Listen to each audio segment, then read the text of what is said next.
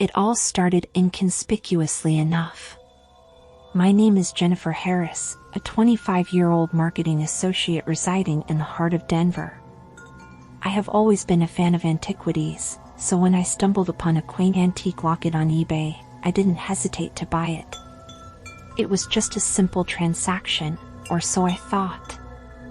A day after the locket arrived, I noticed my inbox was inundated with discount coupons, all from the same seller.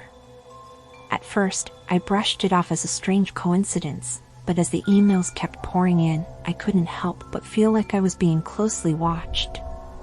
It was a little bizarre, but then again, who would complain about discounts, right? However, it didn't stop there. Gifts began mysteriously appearing at my doorstep. It all began with small, innocuous trinkets, a keychain, a pen, things that seemed insignificant on their own. But then, the nature of the gifts started to change. They escalated, becoming larger and more extravagant with each passing day. It was unnerving, to say the least. I'd never asked for these gifts, and I certainly had no idea why the seller was sending them to me. It was like he was trying to buy my affection, to make me indebted to him in some strange way. One day, the doorbell rang. I opened the door, a delivery man with another gift. Before I could say anything, I realized it wasn't a delivery man as he was dressed in ordinary civilian clothes. He introduced himself, his voice dripping with a strange enthusiasm, and said, "This time, I wanted to give the gift in person, you deserve it." I knew instantly that something was very wrong. This wasn't a normal person, this was the man behind the bizarre gifts and relentless messages. I took a deep breath, determined to maintain my composure. I couldn't let him see how terrified I was. With trembling hands, I accepted the gift he offered. "Thank you," I managed to say, my voice trembling slightly. It was crucial to keep up appearances, to make him believe I was unfazed by his presence. With a surprising nod, he turned and walked away, not uttering another word. As I closed the door behind him, a wave of relief washed over me, but the lingering fear refused to dissipate. It was evident that I was dealing with someone who was not merely eccentric but potentially dangerous. I shared the events with a friend. I had no siblings, and my parents were divorced, with whom I didn't speak much. She advised me to file a complaint at the police station, which I didn't do, and I regret it. I don't know why I didn't do it. Some days went by and no gifts came. It was a relief. But, one night, as I lay deep asleep, completely unaware of the nightmare about to unfold, I was abruptly jolted awake by a loud, unsettling knock. The sound echoed ominously from inside the house, and its source was none other than my own bedroom door.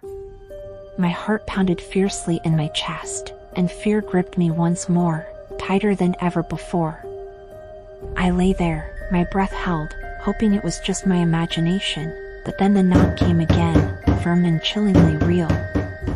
Panic washed over me, and the hair on the back of my neck stood on end. Was it a burglar? My mind raced with fear. Then a more horrifying thought struck me. It was the eBay seller.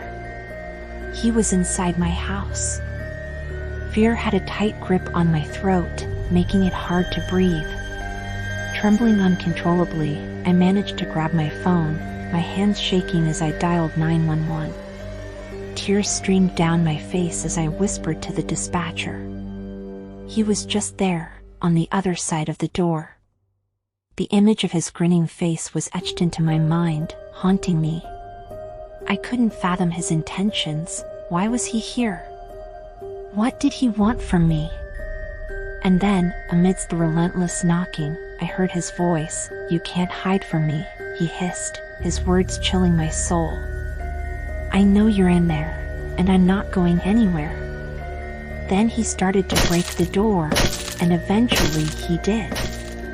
I was trapped, the terror stifling my screams. I had no choice but to jump out of the window, landing on the bushes below. Adrenaline propelled me to my neighbors, my voice finally breaking the silence with screams for help. The police arrived swiftly, their investigation probing the shadows of my life, trying to trace the unseen seller. But he vanished, leaving behind a trail of gifts and a shattered sense of security. Despite their best efforts, no one could locate him, his existence seemingly erased, leaving only shadows and whispers. Living through that ordeal has left me constantly on edge. I feel watched, and every gift feels like a threat. He may be gone, but his unseen presence is a daily reminder of the dangers that can unexpectedly infiltrate our lives, casting shadows on my every step in the quiet streets of Denver. The seemingly ordinary can hide the deeply sinister, and that reality haunts me,